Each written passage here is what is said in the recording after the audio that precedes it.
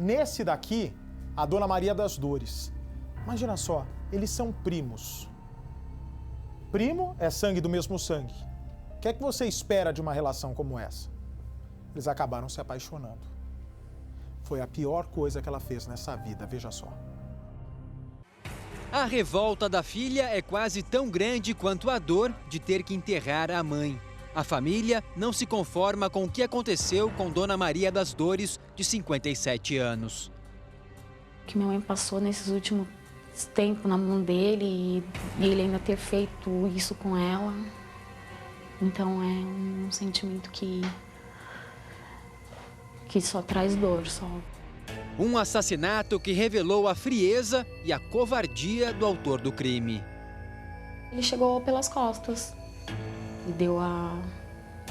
e saqueou ela pelas costas. Antônio Ferreira da Silva, também de 57 anos, não se preocupou com o fato de que havia mais pessoas no local. Testemunhas do ataque ficaram horrorizadas com o que viram. O assassino nem tentou esconder a identidade. O único desejo era matar a ex-companheira. A relação de Maria das Dores e Antônio já vinha de longa data. Os dois eram primos, passaram quase toda a infância brincando juntos, convivendo em família. Quando jovens, até chegaram a ter um breve romance, nada sério. O tempo passou, eles se afastaram e acabaram perdendo o contato. Mas 5 anos atrás, os dois se reencontraram. Já adultos, inclusive com filhos de antigos relacionamentos, e começaram um envolvimento amoroso. Estava trabalhando, já estava com a vida reestruturada e foi viajar para Unaí, um passeio de final de semana, e reencontrou ele. Antônio morava na cidade de Unaí, em Minas Gerais, e convenceu Maria das Dores a se mudar para lá para viverem juntos. Os parentes, no entanto, sentiam que havia algo estranho no ar. Todo começo é bom, né? Todo começo é sempre flores. Mas por ela ter vindo para São Paulo um tempo depois de ter decidido morar com ele lá em Minas Gerais, a gente já sabia que ele não era de confiança. Então eu principalmente, ficava mais reclusa ao que estava acontecendo com ela. Ela não me falava muito, ela não me relatava do jeito que ele era, mas ele não me passou confiança. Ele era uma pessoa meio que não olhava nos olhos na hora de conversar, ele era uma pessoa meio que não passava confiança para você. A vida na área rural de Minas Gerais durou 2 anos. Maria das Dores decidiu que era hora de se separar de Antônio e voltar para São Paulo, pois passou até fome. Pelo fato de ser uma zona rural, de não ter muito trabalho, de não terem uma renda, a minha mãe não trabalhar, ela não ser aposentada, não ter uma renda fixa, então ele tinha que deixar a minha mãe na fazenda onde eles moravam e ele tinha que trabalhar na cidade. E ele deixava minha mãe sozinha.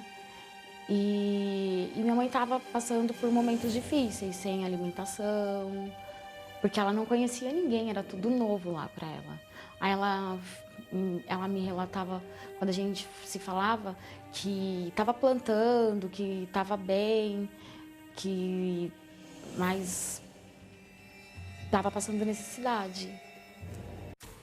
A relação entre o casal também já não era a mesma. Também falou em relação à violência verbal. Falou que ele falou algumas coisas que deixou ela magoada. Mas ela não me relatou violência, agressão física, exatamente.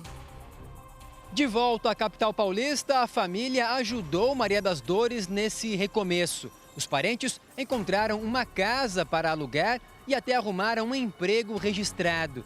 A vida de Maria das Dores estava estruturada novamente. Mas Antônio se reaproximou da ex-companheira e veio morar com ela em São Paulo. Depois de quase 1 ano, ele ainda não havia conseguido um emprego fixo e insistia para que Maria das Dores voltasse a morar com ele na cidade de Unaí. Ela aceitou, Só que a família não sabia que Maria das Dores havia sido forçada a ir para Minas. Ela foi contra a vontade dela, que ele a ameaçou falando que se ela não voltasse com ele para Minas Gerais, que ele colocaria fogo nela. Maria das Dores levou 2 netos para ajudar na criação deles e começou a trabalhar na produção de farinha de mandioca em uma fazenda. Sente o cheirinho da farinha, ó, tô torrando farinha, olha a fumacinha aí, ó. Sente só o cheirinho. Foram mais 2 anos ao lado de Antônio, que fazia bicos de pedreiro e também na roça. Mas Maria das Dores não aguentava mais o relacionamento abusivo e se separou de vez do companheiro. Ela confidenciava todo o sofrimento que passava a uma única pessoa, a colega de trabalho e amiga, Dona Sebastiana. Tentamos com ela, chama a polícia, põe ela Maria da Penha. E ela falou que não podia porque não tinha dinheiro para ir embora. Se colocasse mato aqui, no mato a polícia não conseguia pegar ele. Começou a humilhar, falar que, não era que a casa não era deles, humilhar as crianças, falou em quebrar a cara do menino de 12 anos. Falou que a comida podia cobrar a comida que eles estavam comendo, que eles não era nada dele. E aí ela pediu para dormir aqui em casa e trabalhar ali com a gente, fazendo farinha, para arrumar dinheiro para ir embora. Ele falou que se ela não ficasse com ele, ela não ficaria com mais ninguém. Ela falava bastante com a Dona Sebastiana. Inclusive, a Dona Sebastiana viu marcas no corpo dela de agressão física. Foi na casa de Dona Sebastiana que Maria das Dores pediu abrigo. Ela disse que teve que sair da casa de Antônio, pois estava sendo ameaçada por ele. Mas escondeu da família o perigo que corria. Contou apenas que estava juntando dinheiro para alugar uma casa, um novo lugar para morar com os netos. Só que não houve tempo. 2 semanas depois da separação, ela estava trabalhando na fazenda, em frente ao forno, quando foi atacada por trás por Antônio. Ela estava lá trabalhando, era no horário do almoço, por volta de meio-dia e pouco, quase 1h, que eles estavam lá no forno, que eles falam, fazendo a farinha, e ele chegou pelas costas. E quando a dona da fazenda foi para fazer ele parar, ele ameaçou ela, falando: se você vir, tem para você também. O mais novo dos netos, de 12 anos, viu o momento em que Antônio deixou a fazenda segurando a faca. Estava próximo e ouviu ela pedindo socorro. Ele se aproximou? Foi ver o que estava acontecendo? Quando ele chegou, minha mãe já havia falecido. E o autor já tinha fugido já. Ele viu aquela cena, a avó dele morta no chão. Infelizmente ele viu. Edilene não esquece da última conversa que teve com a mãe. Como de costume, as palavras de Maria das Dores foram de incentivo. Minha mãe nunca desejou mal para ninguém. Minha mãe foi para lá só porque ela era sonhadora, ela queria ser feliz, ela queria viver na tranquilidade. Então, é o pior sentimento. Imaginar o quanto minha mãe sofreu na mão desse monstro, porque ele é um monstro. Antônio teria fugido do local em um cavalo e, segundo denúncias, ainda pode estar em outra região do município de Unai. Uma tia minha falou que tinham visto ele em Saco Grande, se não me engano é esse nome mesmo, que é o lugar onde mora a mãe dele. A família pede que a população denuncie o paradeiro de Antônio para que o assassino não fique impune. A família pede justiça, amigos. Minha mãe era muito conhecida, minha mãe tinha muita amizade, minha mãe era uma pessoa querida por muitas pessoas.